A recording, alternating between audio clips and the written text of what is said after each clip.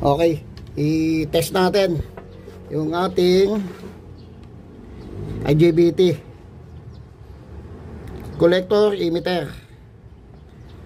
Okay, meron siyang deflect yung ating pointer dahil naka 10K tayo, no? Ngayon, malaman natin kung good, i-touch natin tong gate. Ayun, nawala yung kanyang deflect, yung pointer natin hindi na nag-deflect, ano? Ngayon, malaman natin kung okay at nagso-switch, touch natin ang negative, test probe yung gate, and then balik sa collector. Ayun, touch ng positive, test probe yung gate, balik sa emitter.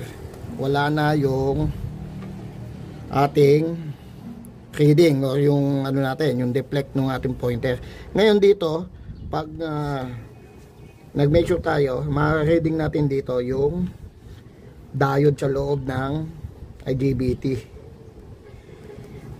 Dito wala, dito wala. Ito, meron tong diode, collector emitter. And then dito sa kabila ay wala.